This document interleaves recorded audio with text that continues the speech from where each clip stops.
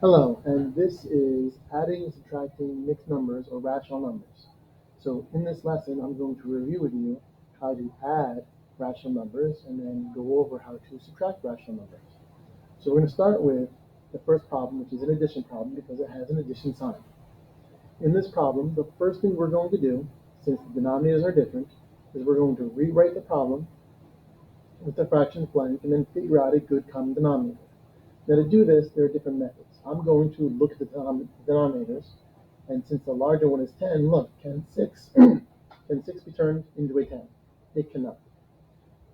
You could do 6 times 10 and 10 times 6 and use 60. That is acceptable. It's not what I'm going to have you do, though. If we go by multiples of 10, 10 times 1 is 10, 6 doesn't go into that, 10 times 2 is 20, 6 doesn't go into that. But if I do 10 times 3, that is 30. And I can also do 6 times 5 and get 30. So 30 is my common denominator. If I do 6 times 5, I must do 5 times 5. That's where that 25 came from. And if I do 10 times 3, I must do 7 times 3. And that's where the 21 comes from. Once we have a common denominator, we have to look at the signs. Problem number 1, the 14 is negative, while the 8 is positive. And if numbers are going in different directions on the number line, you're going to subtract. You can also say, because the signs are different, you're going to subtract. So you subtract your numerators. 25 minus 21 is 4. Your denominator stays the same. And then 14 minus 8 is 6. Now, you're supposed to take the sign of the number with the larger absolute value. You can think of it as 14 is farther away from 0, so it pulls more and it's negative. Since the 14 is farther away from 0 than the 8 is, your answer is going to be negative because it pulls farther away than the 8 does from 0. And then you have 4 over 30, you reduce that, and your final answer is negative 6 and 2/15. Now this is something that you hopefully have already done. Today's lesson is going to be mostly about subtracting, which does work the same way, except that you really don't want to do rational numbers with a minus sign. Is it possible? Yes. But you have to know a lot more shortcuts. So until we are to the point where we know all those shortcuts comfortably, we should do each step. And the easiest step in the beginning when learning this is to do keep, change, change. And which means keep the negative 12 and the fraction, which I'm going to leave blank because I want to find a common denominator. Change the minus sign into a plus sign, and change 8 into a negative 8, which I will then also write with my fraction blank so I can find a common denominator. Once again, I could just right away do 8 times 4 and 4 times 8, and if I do that, I'll get a very large common denominator. I would rather do multiples of 24, like 24 times 1 is 24, and can 8 go into 24? It can, which makes 24 a common denominator. So I'll do 8 times 3 gives me 24, and then I have to do 1 times 3, which is 3. I'll do 24 times 1 to get 24, and that just means 5 times 1 gives me 5. Now, once you have an addition sign, then we can rely on which way are they going on a number line. Negative 12 is going left on a number line, and negative 8 is also going left on a number line. The signs of these numbers are the same. When the signs are the same, they are going in the same direction on the number line, and you can add them. You add the numerators first.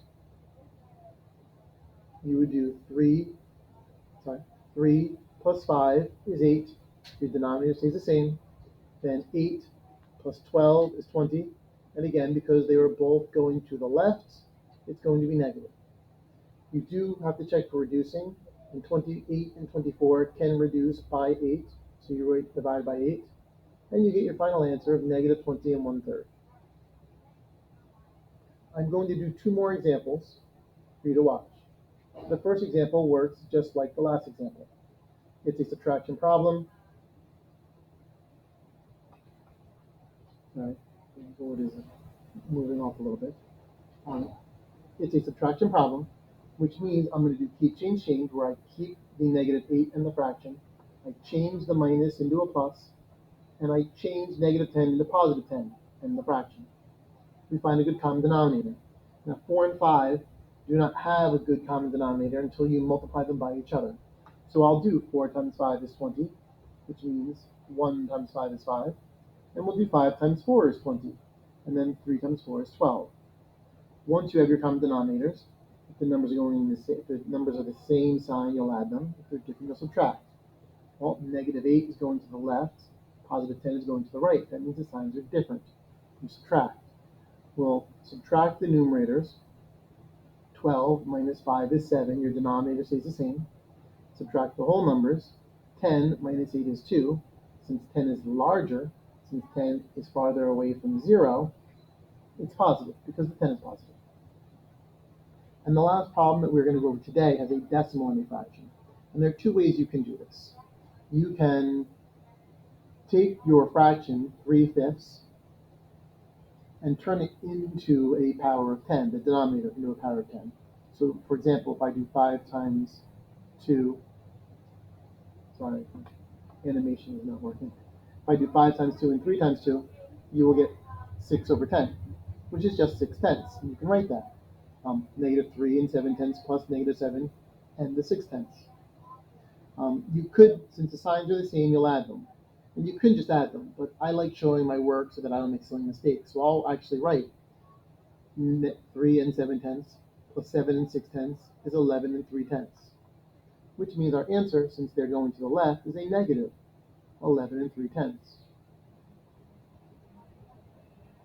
That is how you do this as a decimal.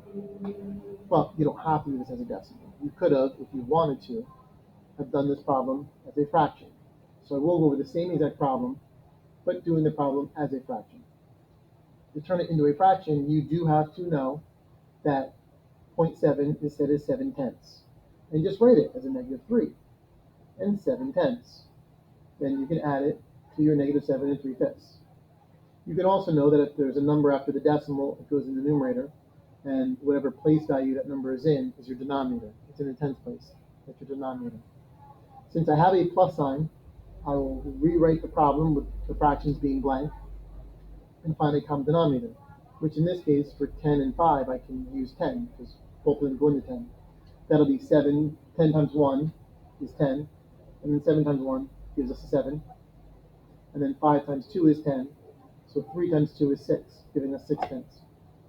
Once they have a common denominator, and once you realize whether the numbers are going in the same direction or a different direction in the number line, you can do the problem. Since they're both negative, they're going in the same direction, the signs are the same, you add them. You add your numerators first. 6 plus 7 is 13, denominator stays the same. Then add your numbers, 7 and 3 is 10. Since they're all going to the left, it's negative 10. And once again, we cannot just finish the problem because 13 over 10 is an improper fraction. So 10 goes into 13 3 whole times. 10 left over. Sorry, I said that completely wrong. 10 goes into 13 once. That 1 goes into the 10, it becomes an 11. There'll be 3 left over. In your denominator, 10 stays the same. If you want to see what that would look like as division, it looks like this. The 10 goes into the 13 one whole time, and then 10 times 1 is 10. You subtract the 3, that's your remainder. So negative 11 and 3/10 is your answer, just like negative 11 and 3/10 was your answer when you did the decimal. I hope that helps. And then you are now going to go on to do class practice.